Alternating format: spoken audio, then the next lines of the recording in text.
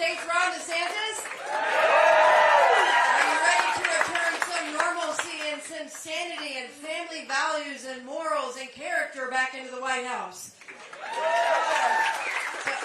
You want to say something? God bless Iowa.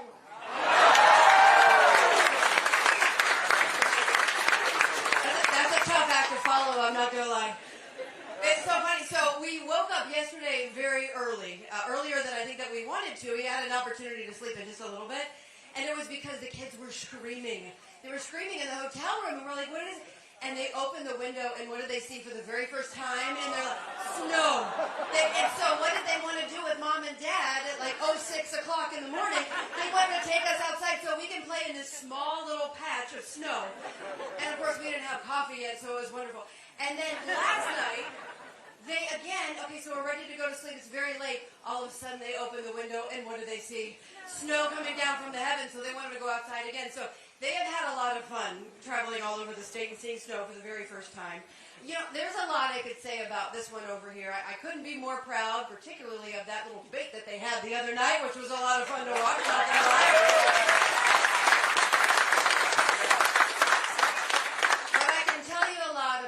As a father of a 7, a 5, and a 3-year-old, how he's fighting for their future and for your kids' future and your grandkids' future. I can talk a little bit about how he's been a great husband to me, particularly some of you might know about some of the health challenges that I've had and the fact that he stood by me every step of the way and when it was really difficult. I can tell you how he's been just an incredible person as it pertains to when he graduated from college and law school. He could have done a lot of things, but he decided to serve in the United States Navy. And he wanted to give back to the country that had given him so much.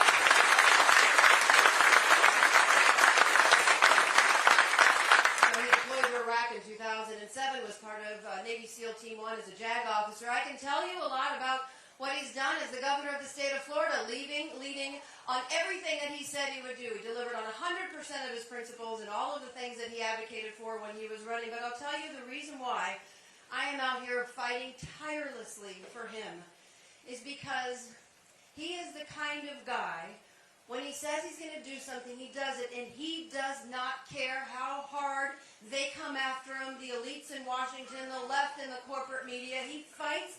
And he fights and he stands up for what he believes in. And you've seen that a lot, whether it was a fight with Disney. You've also seen that during COVID, when the world descended upon the state of Florida and Iowa, trying to get them to bend the knee to everything they wanted, whether it was locking down schools or whether it was shutting down businesses or preventing kids from being in school and giving them the opportunity to live up to their God-given potential. He held the line. And it was when they came after him, it wasn't just like one blip on the radar, like one day, a bad news cycle, they were hitting him. It was for months and months and months that they were coming after him, saying some of the worst things you could possibly imagine. And every day, and this is why I come out, because I have a really unique perspective, right? I see him in front of the cameras, but I also see him at home with a very heavy 3-year-old. But I see him at home, and I would watch him every day in the heat of that battle. He would wake up. He would go downstairs, he would arm himself with the armor of God and the shield of faith. He would educate himself with the facts and the evidence and everything on the ground coming out of places like Spain and the United Kingdom and Israel. He would stand up for what was right, and then he would go out in front of the cameras and he would fight. And he would not back down. And no matter how hard they came after him, he stood up for everyone's rights, their liberties, their livelihoods, and their happiness. And I think, and I know, that's what the people of this country want. When you have a president of the United States, you don't want somebody to go up to Washington who's going to sit there and go along with a cocktail class where they're concerned about what's going to come out in the headlines and the Beltway media. You want someone who's willing to take the arrows and to never back down for an inch.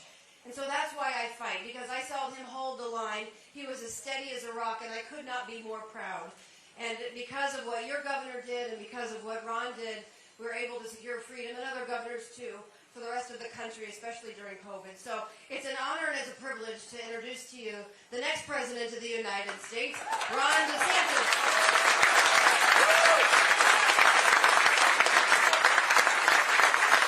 Well, thank you so much. It's great to be back here in southeastern Iowa. Thank you all for coming out. We, yesterday we started the day in Sioux City, and we had our two. We have a 7-year-old too. She's on the bus, but we had the 5, Mason, and the 3 come up, similar to like what we did. I put Mason on the spot yesterday morning and said, "Who's going to win the Iowa-Michigan game?" And I didn't tell him I was going to do this. I was thinking about it. What's going to happen if he says Michigan and he gets booed as a 5-year-old kid? But he did say Iowa. He wasn't right about that, but he did predict Iowa, and he was rooting for Iowa. So you live and you learn with some of this stuff. So it's good. It's good to be here. We are excited about the next 6 weeks. Iowa has an opportunity to send this country on a fundamentally different path. And you can do what the voters want to do. I mean, clearly the media thinks they should be able to pick the candidate. Pundits think they should be able to do that. I don't think that's how people here think. I think people think they should be able to pick the candidate. And this is a good opportunity for us to pick a candidate that's going to be putting our party's best foot forward, and that is me. And we saw a little bit of that the other night when we did this debate. And look, I'm fine doing debates. I mean, it's not a lot of people are scared to debate. I think you should do it. And one of the reasons why we did that debate with the governor of California is because Biden may not end up running. He obviously is past his prime. A lot of Democrats want to remove him. So what are you going to do if they put somebody else in? I think Newsom was one that was waiting in the wings. I'm not sure after that debate whether he's going to be considered waiting in the wings, but you never know.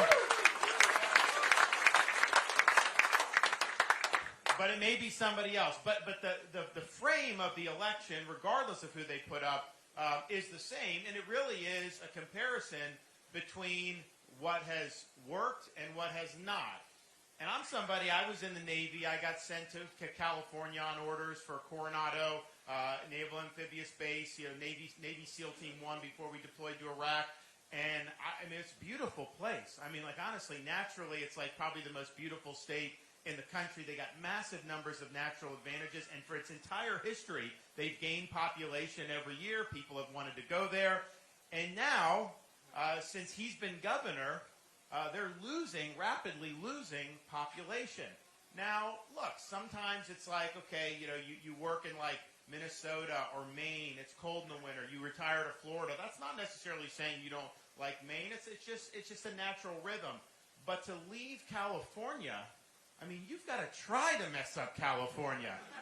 And yet they're doing it.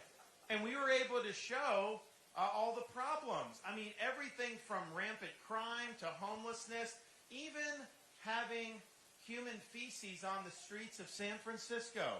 That's what the norm is there. And so it shows that this leftist ideology, when that's applied, it's not only just the policies aren't good, these cities collapse, these states collapse. And if they do this 4 years more with Biden, Harris, Newsom, whoever, this country will collapse. And you look at what happened in Florida, since I've been governor, we were a very closely divided state politically. I came in. A lot of people said, you gotta be careful. There's such a political balance. And I'm like, that's not the way I roll. I'm going to lead boldly. I'm going to lead with conviction, and I'm going to deliver big results. And that's what we did. And you look to see now in Florida, we have the most in-migration of any state in the country, like 500,000 on net in the last couple years. A lot of investment, all this stuff coming in, crime rates at a 50-year low, education #1, all these different things. And then we ran for re-election, and we won by 1.5 million votes, the biggest margin in the history of Republican candidates running for governor. And now Florida is considered a strong Republican state. That wasn't true. 5 years ago, people say it was going to be a blue state by now. And yet we came in and fundamentally altered the trajectory. So the choice is really between freedom and failure. We know the left-wing ideology will lead this country to fail. We know conservative policies work. We know freedom works. Florida has shown that. Iowa has shown that. Other states have shown that across the country. So that's what we have to do. We've got to put our best foot forward to be able to get it done. I'm somebody who has proven that I'm willing to fight on behalf of the people that I represent. And honestly, that's more than 90% of Republicans have been willing to do. A lot of them do not even stand in and fight. anytime the media comes after them, anytime there's a little criticism, they want to just not get into those. But you've got to be willing to dig in and fight. And Casey mentioned COVID. We had everybody coming down on me, but there were a lot of people who had no voice, particularly during those early weeks and months of COVID. Parents didn't have a voice because everyone was saying schools shouldn't be open. Business owners, workers, none of these people had a voice, so I had to fight for them. I was the only one that was willing to do that, and so we did it. And now you actually have, I was on the stage with Newsom, and he had the gall to try to say that somehow California was never shut down and Florida was. Who believes that? But it shows you that when we were taking those positions 3.5 years ago, we were pilloried, we were said we were wrong. The fact that even the nation's most prolific lockdown governor, he had a 3-year state of emergency, longest school closures in the country, longest business closures, the fact that he felt the need to try to reinvent himself as not being a lockdowner shows we were right and that we have won the argument. No one wants to admit that they opposed what we did in Florida and that they did what they did. Another time you got to fight, and the First Lady mentioned it, when we had to fight about the curriculum in our schools and not having sexualized curriculum, particularly in elementary school. It's wrong.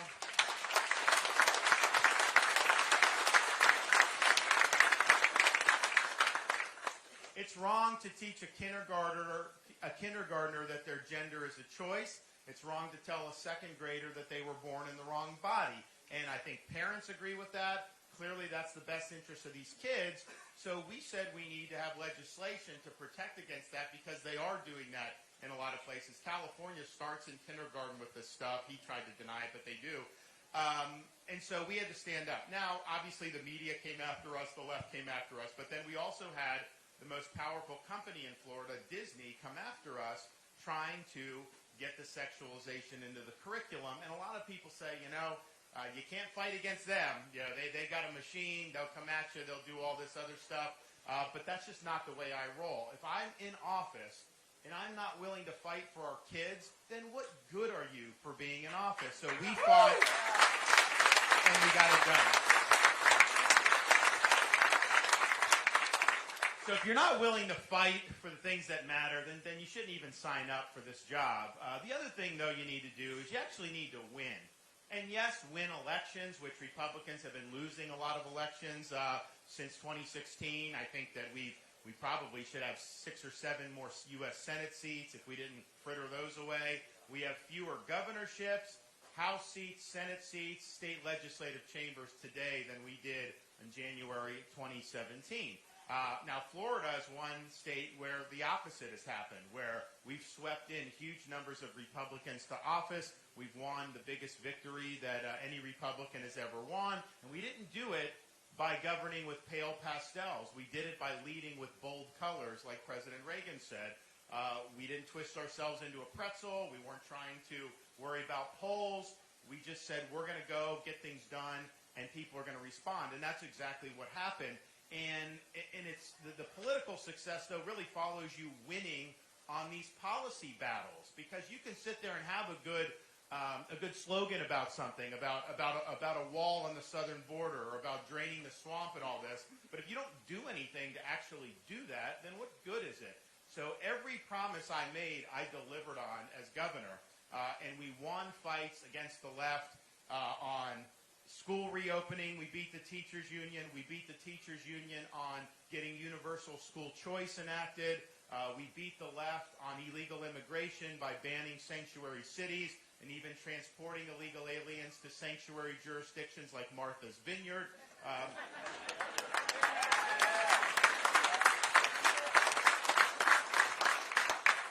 We beat the left on budget, where we have surpluses and have paid down 25% of our state's total debt since I've been governor. We beat the left on universities. We have now all tenured professors must undergo review every 5 years and can be let go for poor performance. We've also eliminated DEI in our public universities.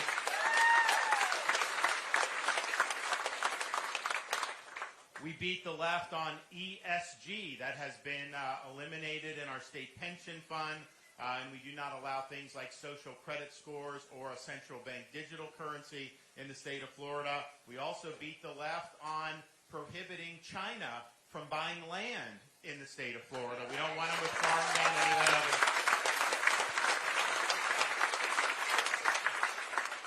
We beat the left on crime. I had 2 prosecutors, one in Tampa, one in Orlando, that were elected with support from George Soros, and they had taken positions that they would only enforce certain laws that they agreed with, so I removed both of them from their posts. They are gone out of those positions. And our crime rate is at a 50-year low in the state of Florida. So and then of course, being on the debate stage with their rising star the other night, we were able to show the country that freedom works, and that this leftism is doomed to failure. So I'm the only one running for president who beats these people time after time after time. And that's what we need. We are not going to succeed as a country if the radical left is continuing to win against us in the policy arena. You've got to be willing to fight back, but you've got to be able to win those fights. I'm the only one that has a record of doing that, and I'm the only one that has a prayer of doing that as the next president of the United States. Because, let's just be honest, when you go up there, everyone's going to be against you. The media is going to be against you. The bureaucracy is going to be against you. The left's going to be against you. The way you navigate that is you've got to be focused. You've got to be disciplined. You've got to have a strategic sense of how you're using power, the levers of power, to be able to all bring this to a conclusion. And that's what I've done in Florida. That's what I'll do as president. And the final thing that we need leadership in this country. We have a devoid of leadership. You see it in Washington with what these guys are doing. You see it all across the country. Leadership, though, is not about entertainment. It's not about the show. It's not about creating a ruckus on social media. Leadership is about producing results, about articulating a vision and implementing that vision, particularly when they're coming after you, because it's easy when the wind's at your back. The question is, are you going to be able to fight in the teeth of that wind and stand strong and do what's right? And that's what we've been shown that we've been able to do, no matter what. And the reason is I don't care what they say about me. I don't care the arrows that they sling at me. I don't care about any of that because it's not about me. It's about you, and it's about the future of this country. So I'll be able to lead because it's not going to be about my issues. It's going to be about your issues. It's going to be about your family's issues. And it's going to be about reversing the decline of this country. So we will fight, we will win, and we will lead, and that will bring us to a chance to make America what it should be. So I'm looking at what's going on coming down the pike. The Democrats, obviously, they think that they have a formula that they can win if they can run against former President Trump. That's who they want to run against. I think that's very clear. That's clear with the media. They're agitating for it and they're not doing anything right now. They're waiting, and they want to get through the primary, and you're going to see them open this up, and it is going to be blistering, and unfortunately, it will work. So why would we want to nominate who the Democrats want us to nominate? Why would we want us to nominate who the media wants us to nominate? I will get the job done in the election. You can take that to the bank. But even more importantly, I'll be able to go in, serve 2 terms, and be able to bring all these policies to fruition. And if we don't do that, then all of this is just writing on the wall. It's not going to mean anything ultimately in changing the trajectory unless we get this stuff done. We have no choice but to get this right. We are right now in jeopardy of being the first generation of Americans to leave to our kids and grandkids an America less prosperous and less free than the one we inherited. If that's the case, we'd be the first generation of Americans in history ever to do that. That would be breaking faith with every previous generation, and it'd be consigning our kids and grandkids to a future where they don't have the same opportunities that we do. I refuse to sit idly by and witness the managed decline of this country. We're going to step up, and we're going to get the job done. Our founding fathers understood that freedom is not something that just runs on autopilot. When they went to Philadelphia and to do the Constitution in 1787, they studied the history of every republic in the history of mankind because they wanted to draw lessons from those experiences that they could apply here in America. And they noticed there was only one thing that all these republics had in common, and it was this. Every one of them had failed. So they understood it fell to the United States of America to determine once for all. Can people really govern themselves? Can you have a society based on the idea that our rights come from God, not from government? That we live under the rule of law, not the rule of individual men? Or was mankind forever destined to live under various forms of tyranny? And they fully expected that this country would ultimately decide that question.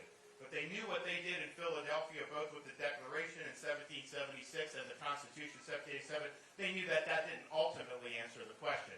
When Benjamin Franklin walked out of that convention, he was asked, did you give us a republic or a monarchy? He said, a republic if you can keep it. They understand you could have the best Constitution in the world, you could have the best Declaration of Independence in the world. Those things do not run on autopilot. They require every generation of Americans to step up and defend freedom when it's threatened, sometimes even having to put on a uniform, risk your life, and even give the last full measure of devotion for service to this country. Now, we are not called upon to make sacrifices at that level here in this political season, but what we are called upon to do is to ensure that their sacrifices have not been in vain, that we are doing our part to preserve what George Washington called the sacred fire of liberty. This is a fire that burned in Independence Hall in 1776 when 56 men pledged their lives, fortunes, and sacred honor to establish a new nation conceived in liberty. It's a fire that burned at a cemetery in Gettysburg, Pennsylvania, when our nation's first Republican president pledged this nation to a new birth of freedom. It's a fire that burned when a merry band of brothers stormed the beaches of Normandy, defeated Nazi Germany, and helped preserve liberty throughout the world. It's a fire that burned at the foot of the Berlin Wall when a resolute president stood in front of that wall in 1987 and said, Mr. Gorbachev, tear down this wall, eventually bringing the wall down in the process. This is our responsibility, to carry this torch and preserve this sacred fire of liberty. It's not a responsibility I shy away from. It's a responsibility that I welcome. I welcome the opportunity to stand up for freedom in this country. I welcome the opportunity to reverse the decline in this country. I welcome the opportunity to usher in an American revival from sea to shining sea. I'm asking for your support in the Iowa caucuses. We are going to win, and when we do, that is going to change this country for many, many years to come. Thank you all. God bless you. I appreciate it. All right. Anyone have any questions? Yes. I want to thank you for coming out to Iowa. Thank you for doing the turning out here. My wife and my daughter are expecting another one on the way. Congratulations. Thank you. I'm being here right now. I asked the exact question. I want to know your thoughts on this. The state of, left states, Oregon, Washington, they're now taking kids away from families who are not gender and changing their gender and helping that. As the President of the United States, how will we stop that from taking kids away from parents? Yeah, no, so the question, and this is true, and actually I called Newsom out on this. These very left-wing states are saying that if you have a kid, a 10, 12-year-old kid, say you have a son comes to you and says, I'm really a girl, I want to be a girl. If you don't indulge that, you could lose custody of your kids. In fact, California has a policy that you could have a kid here in Iowa, Illinois, grandkid, Iowa, Illinois, anywhere in the country. They can go to California without the parents' knowledge or consent and get a sex change operation, get these hormones, get these puberty blockers. So what the left is doing, they are waging a war on parental rights. And so we can't stand by and allow that to happen. So yes, there's a number of things we can do to take action with federal funding restrictions, with limiting the ability to be transported interstate for those purposes, but we can't just allow the most radical elements of our society to strip the rights of parents. And here's the thing, in Florida, we banned these surgeries on the minors, okay? And the reason is,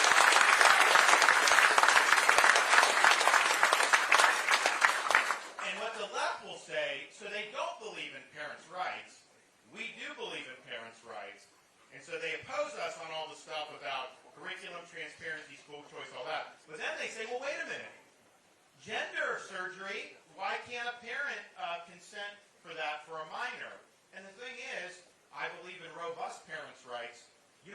right to abuse your kid. It's mutilation what they are doing, and it is wrong. And we know it is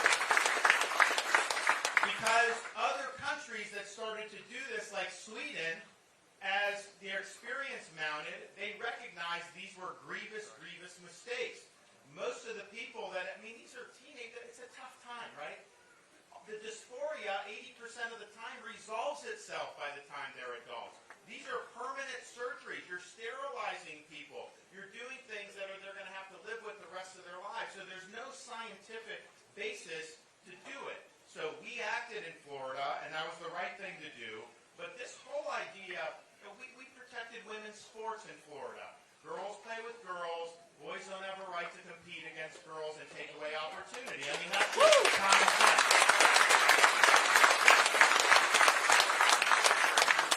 Sometimes people say, well, how many athletes really are, how many this, how many that. That's not the point, okay? Our society needs to be rooted in truth. And the reality is, to say that a man can get pregnant or to say that a man can all of a sudden become a woman, that is not true. And we can't have policy that indulges things that are not true. So what they're doing is wrong. You notice he did not have a good answer when I hit him on that the other night, because I think most parents look at that and they think it's absolutely outrageous. So there's a lot of stuff that's being shoveled down, but this whole gender ideology, I think, is very destructive. I think when you have policies like that get into whether this can be done behind the parent's back, you have basically the state tearing apart families because they're injecting themselves in loco parentis with things that are life-altering and irreversible, and that is just wrong. So we're going to put a stop to it, absolutely.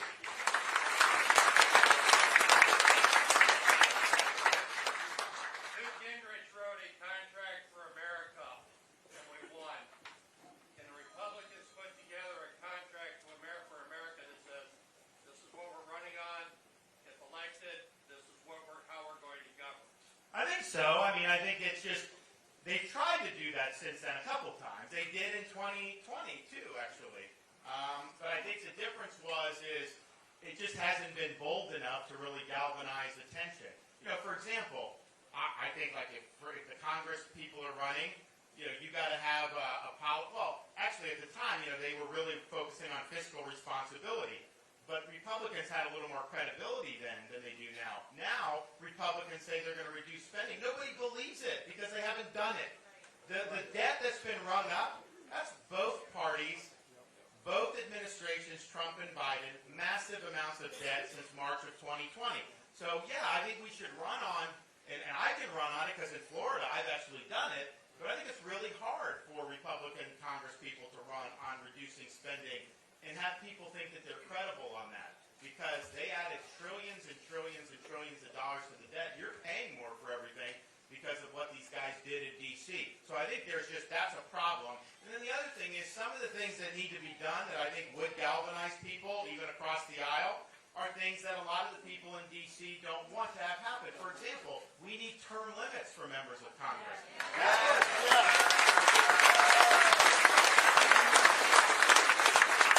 That was part of the Gingrich contract. They voted on it. They didn't get it through. I'm going to get term limits done. You can't do it through Congress because they will never agree to do it. But what you can do, you can amend the Constitution two ways, through Congress or through the states. So you have the state-certified term limits. Florida's already done it. Other states have done it. I'll use the bully pulpit to get more states to do it. And if we can get term limits for members of Congress, that's going to be a huge, huge help. We also need a balanced budget amendment for the Constitution to force them to actually have to make these decisions. And what I'd also like to see is a line-item veto for the president. I have line-item veto as governor. They can put a bill on my desk, and I can veto individual spending provisions. Can you imagine they do this massive omnibus that the president can go through? I mean, they are taking your money. They're spending your tax dollars on promoting transgenderism in Bangladesh, for example. There's grants that have gone over there, and it's just outrageous. I would just hack away at all that and just get rid of it, but you need to give the president the authority to do it. So I think you could do it.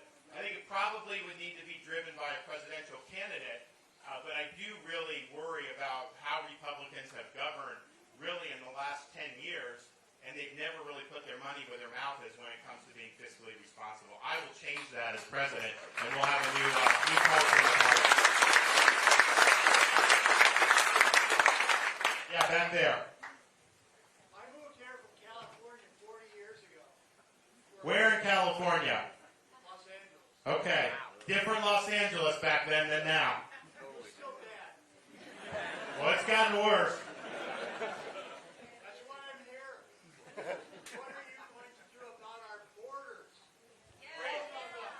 So, yeah, well, very simply, I will be the president that finally brings the issue of the border to a conclusion. It won't be an issue anymore once I get done with it. We're going to declare the border to be a national emergency on day one. We're going to marshal all available resources, including our U.S. military, put them on the border, stop the invasion. People that come illegally must be sent back to their home country. I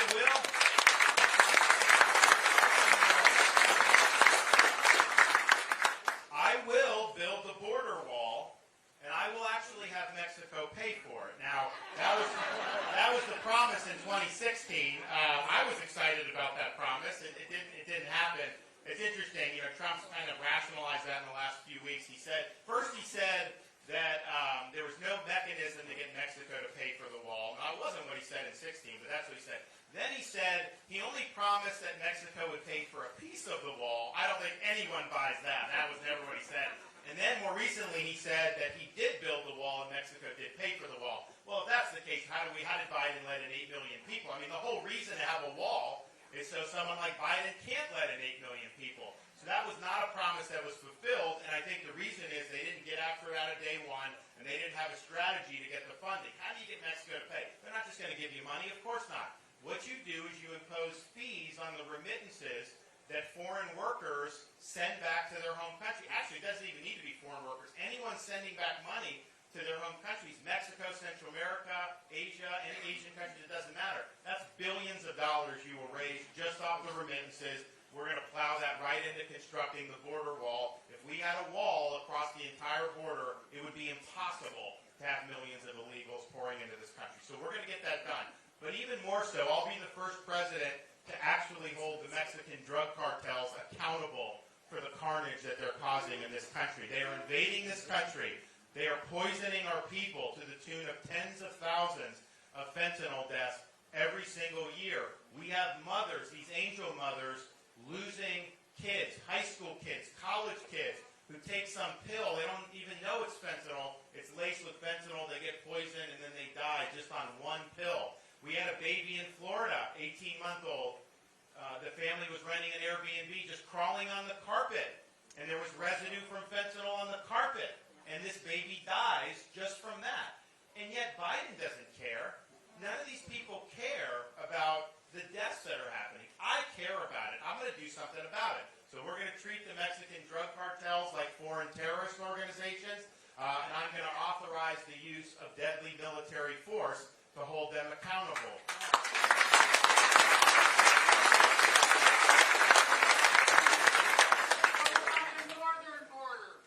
Yeah, we'll do the northern border too. I mean, I think that part of the reason you've seen more problems at the northern border is because we basically have de facto open borders, and I think people are it's just kind of in child's play. So yes, we will help with the northern border. I don't think you need to build a wall across the entire northern border, but there are definitely areas that are a problem, and we will do it. Not as bad as the southern, but it's an underreported issue, and we'll address it. Yep. Because you brought it up, separate. The problem now with the Republican Party is the separation in the party. That was brought on a lot by Donald Trump. It took us 3 different candidates to get a Speaker of the House. We've got the MAGA representatives, and we've got the 22, off that it's going to cause trouble. What are you going to do to bring us together as a Republican Party, all as one again? The way you bring the party together, what the party's lacking is leadership. When you have leadership, it all comes together. And the only person that can really do that is the presidential nominee and the President of the United States. And I can show you in Florida, when I became governor, we had probably a decade and a half where the legislature and the governor were at each other's throats. And this was Republican governor, Republican legislature, and they just never got along. So I came in and I said, look, the way you do it is, it's not for me as governor to just browbeat these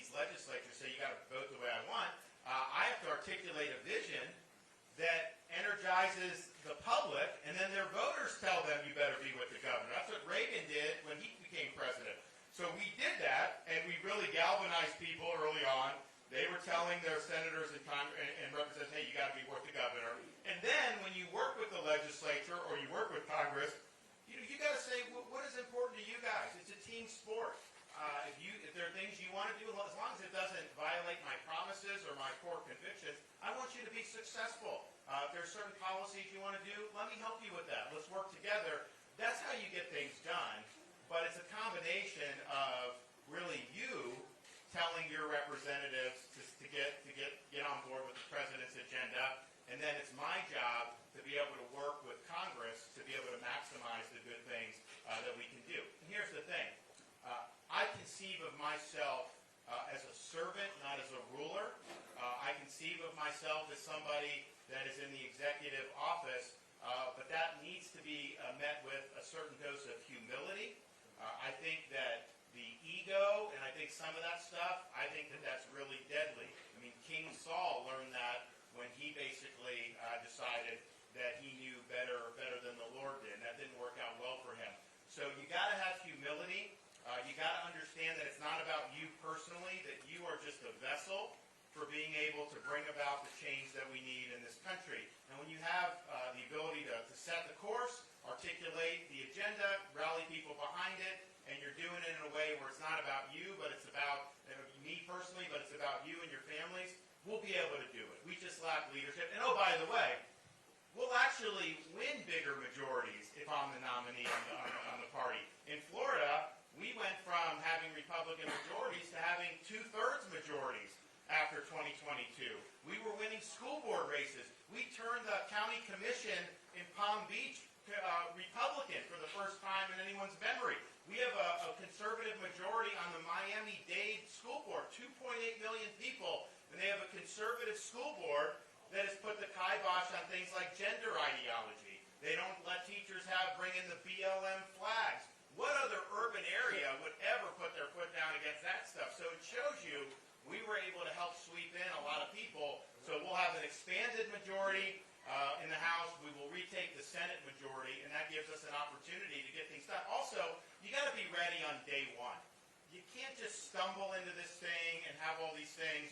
And, I look back when Trump went in, and there's a lot of excitement, but they were not ready on day one.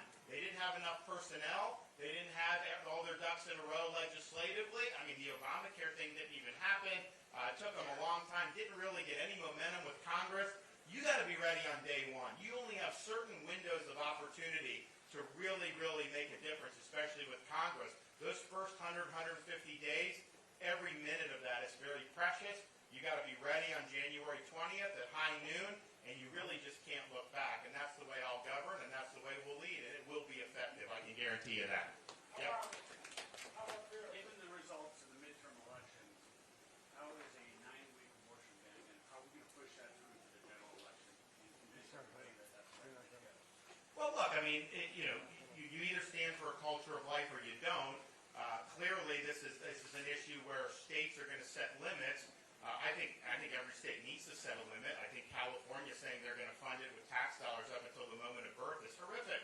I don't think that that's right. But I also understand what Iowa did is not probably what New Hampshire is going to end up doing. So you're going to have those debates in terms of how states come out on it. But I can just tell you that the Democratic Party's position of basically not having any protection at any point and having your tax dollars, there's only 1 or 2 countries in the entire world, including China is one of them, that would ever allow that. So they have been really, really extreme, and I think our candidates have not done a good job of holding them accountable for what they're doing. And what they're doing, I think, is just fundamentally wrong. How about judges? Judges. That's a great question. So, I think that I think there's a couple things with judges that I got to point out. One is, I got a question. well, hold on judges. Yeah. Okay. I brought it up. Would you consider the woke justice on the Department of Justice, this judge here, any case in front of them, the people are a party? Say it again. If any case in front of a woke judge, automatically is a party. Okay. So, So the Department of Justice would have to find other judges, because if you go for that woke judge, you're a party. So so the question is if you have a very left-wing judge and woke judge, how do you protect people against that? And particularly, I think when you're in D.C., because D.C. is a brutal jurisdiction. The jury pool is very left-wing, and it's just not fair for conservative to be in front of that. What are your options? Well, you have no control over the judiciary. It's a separate branch of government. The only thing you can do is say, and I will do this, there needs to be one standard of justice in this country. And so if somebody is prosecuted or has been convicted and they can show that they were treated disfavorably because they're in a faction of society that the ruling elites don't like, then I think they would be eligible to potentially get clemency and get some relief. For example, BLM, they burned down cities. A lot of them didn't even get prosecuted at all or were given a slap on the wrist. And yet you have other people who are pro-life demonstrators or things like that, and they're just getting a ton of bricks thrown at them. January That's a huge problem when you do that. So we're gonna ensure a single standard going forward by really cleaning out DOJ, FBI, IRS, all these agencies. We're going to bring a reckoning for all the health agencies for what they did to this country during COVID, including Fauci and the CDC and all them. We're going to do all of that. It's very important to do it. But here on judges, though, this is separate from clemency and ensuring equal justice, which we need to do. On judges, in Florida, when I became governor, we had the most liberal state Supreme Court in the country. I've made appointments. We now have the most conservative state Supreme Court in the country. The next president, we need a two-term president. You need a two-term president for a number of reasons. One, just think about when Trump, he served 4 years. A lot of the policies were good, but Biden reversed them on day one. Day one, they were gone. A two-term president, those policies will be able to stick. And they will not be easy to be reversed, partially because we'll do a lot more through Congress. It won't just be executive orders. But even some of the stuff you do through the bureaucracy will stick. So I think that that's important, and I don't think someone can be successful as a newly inaugurated lame duck president, even if he could get elected, which I have my doubts. But say that's happened, it's not going to work out successfully. He's not going to be able to get the personnel he needs and all this stuff. So we'll be able to go in those 2 terms, and we'll be able to change the trajectory of the country in a way that our legacy, like with President Reagan, will extend far beyond those 8 years. And that's really what we need. So that's one thing. The other thing is, right now on the Supreme Court, the 2 most likely justices who will need to be replaced over the next 4 to 8 years are Justices Clarence Thomas and Justice Samuel Alito. Now, those happen to be the 2 best justices on the court.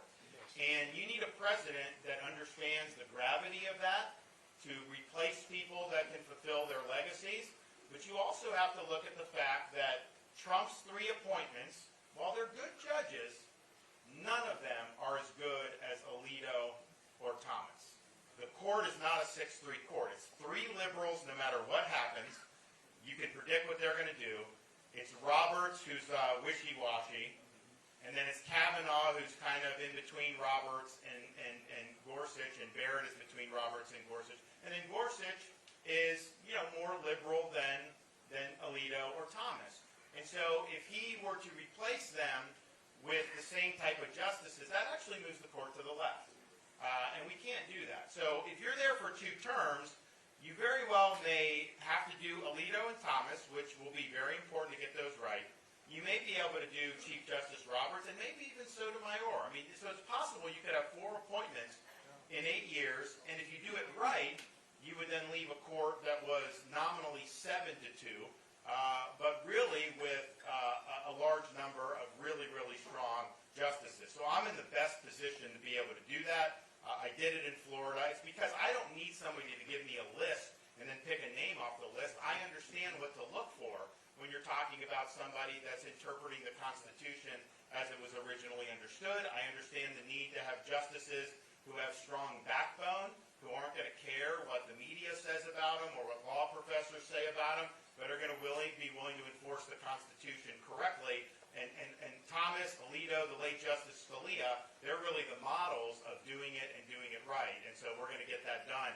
Very underrated issue but very, very important issue. And if the Democrats do win in 24, they actually could be able to erase the conservative lead on the Supreme Court, and that would be devastating for us, because if they have the justices that they've put on more recently are very liberal justices. I mean, this would make the Warren Court look like pikers if they're able to get in there. So the stakes are very high on the court. Yes? You mentioned what you did in Florida with the pensions and retirement. Would you be willing to do the same thing with the federal retirement system? Against ESG? ESG, BlackRock? Yeah, of course. Absolutely. Yeah. So we, in Florida, we took away, when I came in, we have a pension, and I don't run it. I'm on a board that oversees it. And so, the returns were good. And then I think they started to get into some of this stuff, not because our pension manager was necessarily trying, but the whole industry was going in this direction. So almost anyone involved, all these money managers. So we figured out, okay, they're voting our shares. BlackRock is voting, so we got our proxy voting rights back. But then we figured out the people that you hired, because there's so many votes that happen, you have to hire third parties to do it. A lot of them were woke too, so we got to figure out how to do that. Then we said, BlackRock is managing $2 billion, so we took $2 billion away from BlackRock in our pension fund. This BlackRock and these guys, they are trying to change our country. They're trying to change policy. They're trying to change society, not through the vote of the people, not through elections, not through the constitutional process, but by leveraging their economic power to imprint a left-wing agenda on society. Now, there's some Republicans who don't think there's anything wrong with that. They say, oh, well, they're private businesses. They can do what they want. Excuse me. I want to be a free citizen. And don't tell me that if our freedoms are eroded by private corporations that somehow that's not a big deal. It's a huge deal. And in some ways, it's even more tricky than if the government were trying to do some of this itself. Because at least when the government does it, you can vote some of these people out of office. You can't vote Larry Fink out of office. You can't vote these people out of office. So we need to totally kneecap ESG across the entire federal government. We are going to do that. What they want to do is they want to politicize the economy, and they want you as Americans to have your freedoms to participate in the economy circumscribed by your politics. They want to impose what are called social credit scores. That's what they do in China. They want to have a central bank digital currency, which will get rid of cash, cryptocurrency, force you to use this U.S. digital dollar, that they will be able to surveil your purchases. Yes, they will be able to limit your purchases. They say, oh, no. So I've been talking about this. In Florida, we banned it because I think the Fed may try to do it unilaterally. I don't think they have authority to do it. But I started talking about this in the media, like all these organizations. Oh, Governor DeSantis is doing conspiracy theories, all this other stuff. All you got to do is look at the World Economic Forum. These guys admit this. They say if you have digital central bank currency, the central bank can limit how much energy you buy in a week or how much ammunition or all this other stuff. So sometimes you have things that government will do that's kind of like a wolf in sheep's clothing. It may appear to be benevolent, but really it's dangerous. Central bank digital currency, that's a wolf showing up as a wolf. There is no question that this would be bad for freedom, it would be bad for privacy. So that's the vision that they have. And I think one of the reasons why I take most of the flack of anyone running for president is because they know that I'm a threat to their power. They know that I will actually follow through on this. None of these other guys are going to be able to follow through on this. I'm the only one that's going to be able to do it. They've got a lot of power over our society now. Why would we want them to continue to accumulate power at our expense? Yep. Last question, ladies and gentlemen. Last question. Thank you for coming. And I do think you have a strong backbone. But there was one thing that really bothered me. I don't know what one thing you did was that you were on a national news show, and the interrogator wanted you to say that Biden won the election. I think a guy as smart as you knows that this guy did not win any election. How can you bring yourself to admit that Biden won the election? So here's how I view it. Your job as the nominee is to ensure that your left hand is on the Bible and your right hand is in the air on January 20th after the election. That is all that matters. This idea that somehow the other guy takes the oath, but somehow no, you nominate me, I will be on that platform with my hand in the air, and I will make sure I get it done. It's not going to be fair. The Democrats have never made it fair. I mean, you go back 100 years since Andrew Jackson, they've done things. And I would also note that on these mail ballots, which I thought were a bad idea, that was funded by Republicans and approved by Donald Trump. In the CARES Act, $400 million they sent to states to do those mail ballots. So yes, I oppose ballot harvesting. I know ballots went out to people that weren't actually living there anymore, but we didn't have to fund that, or the Republicans didn't have to fund it, and they chose to fund it. So don't shoot yourself in the foot and then complain about it. You should have never funded those mail ballots to begin with. So what I've done in Florida, we used to have all these problems with elections. Have you heard of any problems with elections since I've been governor of Florida? Zero problems, because we actually take the bull by the horns. I'm running for re-election. Am I going to let them take an election from me? Of course I'm not going to do that. I'm going to do everything I can to ensure that the people's voice is heard. So the only question that we have is, of course the Democrats are going to pull out all the stops. Are you going to be nimble enough to be able to navigate that? But you have to be the one on January 20th, 2025 that has your hand in the air and is taking the oath of office. Anything short of that, don't tell me you're a winner. You're not a winner if you're not actually in office. And so I will ensure that we will get the job done. And I'm sick of the whining about it when you don't do anything about it. Why would you have let them get away with it? I mean, I don't understand. If you didn't stop it when you were in office, how are you going to stop it when you're out of office? So we will make sure we get the job done. And here's the thing. I did all this in Florida. I took care of all that. And at the same time, it wasn't even necessary because I won a landslide. Why don't we win a big election again? We can do it. Yeah. We've got to do it.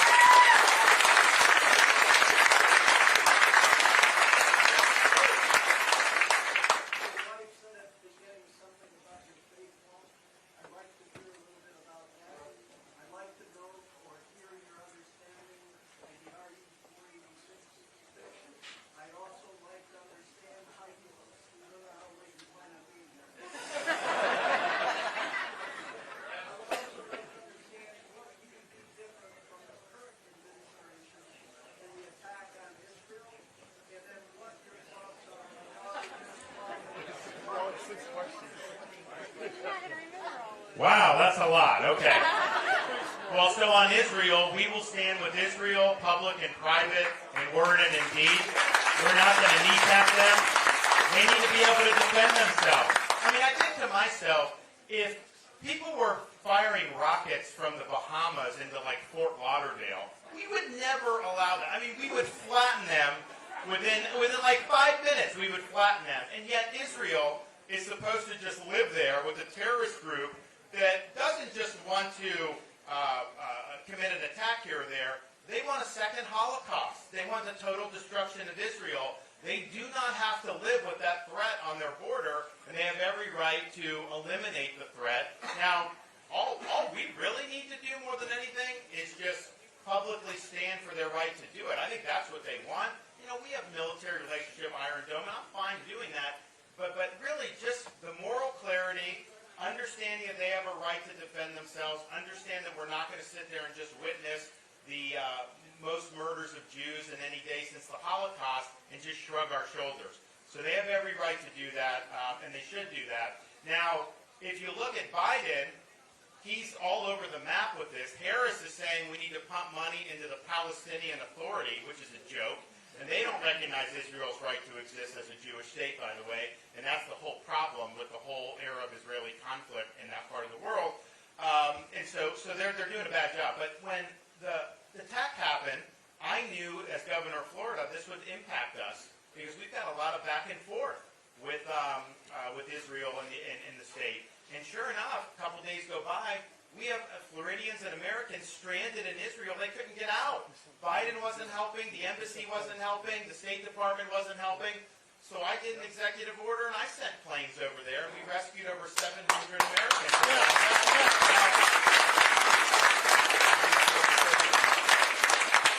Now, the Biden administration started then sending people from Israel to Greece. and they would dump the Americans in Greece and say, hey, you get home on your own. And then they would send them a bill and charge them for the transport. And I just thought to myself, well, wait a minute. You come across this border illegally, and Biden will fly you all over the country free of charge. They'll put you up in hotels free of charge, and yet they charge their own citizens this? That is just outrageous, but it shows you their view is always putting the American people last. They have their agenda, and they don't care about you, they care about their agenda, and that's what they're pursuing. Now, on small business, look, I think that the way this country is going to survive and do well, and we're going to grow the way we need to economically, is through small business, not through the big corporations. Now, there's a role for big corporations, and some start out small and they end up big, and that can be great. But you don't want policy to be tailored to the large entrenched corporations, because that ends up making it harder for the little guys to compete. What you want to do is have policy that makes it as easy as possible for people to start off small and succeed. And I think what happens is in D.C.,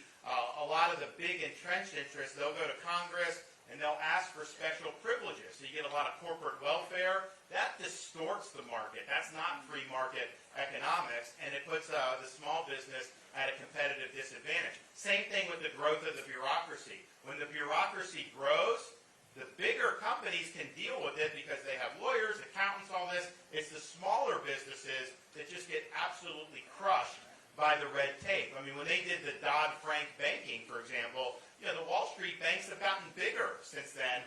It's the community banks that really have gotten whacked. And I think that's been a lesson as government has grown. It tends to benefit the big people, and it tends to hurt the little guy. All right, I can do some more. Yeah, yes, sir.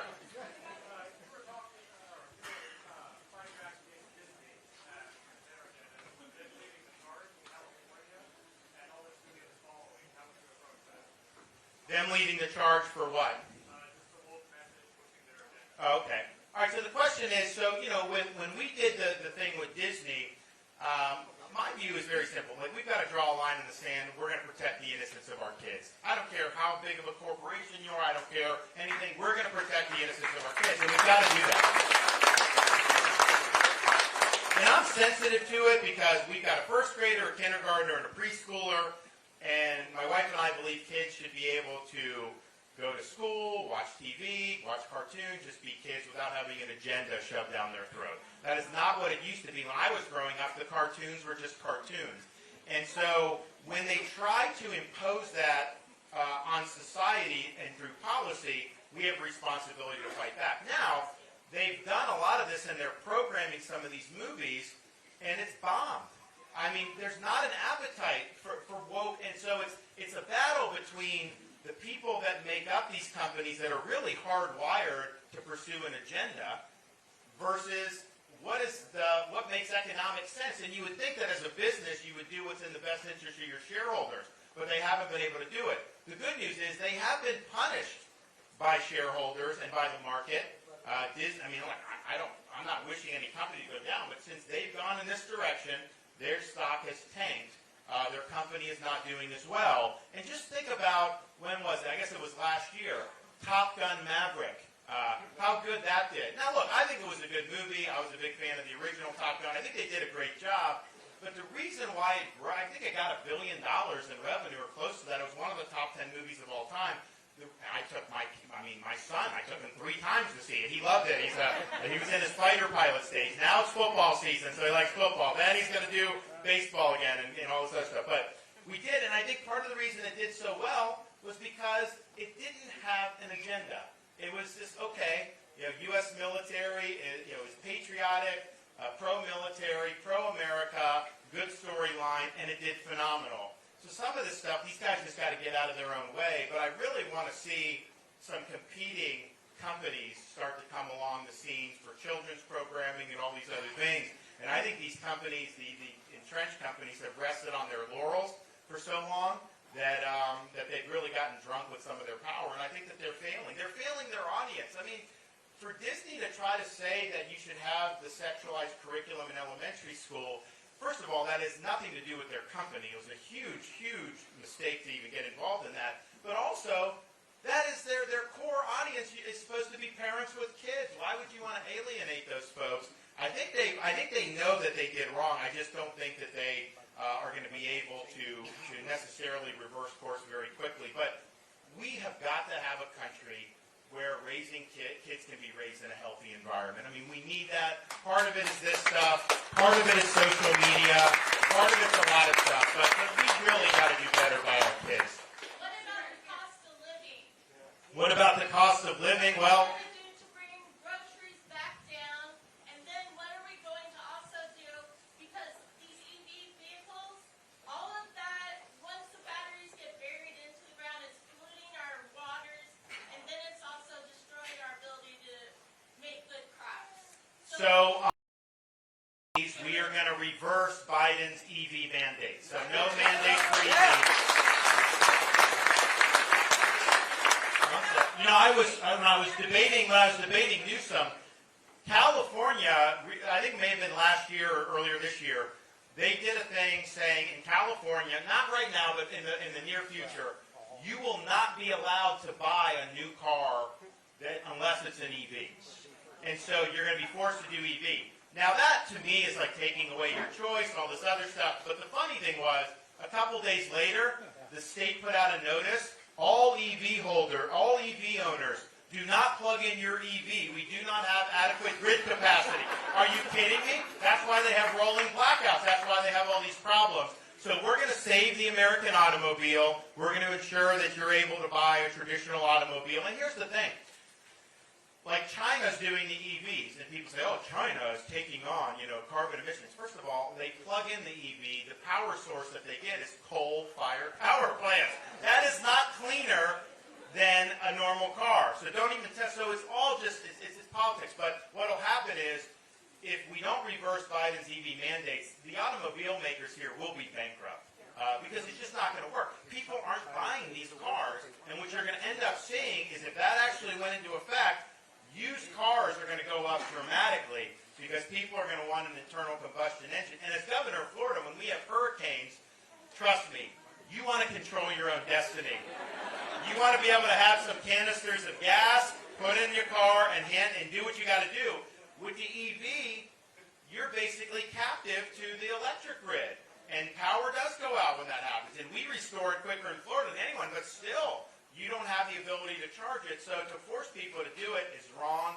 And so, the farmers in the Midwest, it hurts liquid fuels, which is obviously an important part of the economy here. So it's bad all the way around. Now, the larger issue of cost of living is government is creating this crisis. Government has created this crisis. You don't borrow, print, and spend all this money without prices going up. The Federal Reserve expanded the money supply too much and it printed too much money. And really, since the financial crisis, they've been doing the quantitative easing and doing all this. Somebody is going to have to pay the bill for that. You just can't micromanage the economy like that. So that's another issue that we have. But I think one of the things you got to do, stop having Congress spend so much money, get the bureaucracy off the back, end Bidenomics, do all that stuff. But then open up all our energy for production domestically to lower energy prices. Because if we can lower the fuel prices, that has an impact throughout the whole economy. So that'll be what we do. On day one, we'll reverse the Green New Deal, reverse the EV mandates, open up the federal lands and all that stuff for energy production, and I think it'll be really, really positive. Yes, ma'am.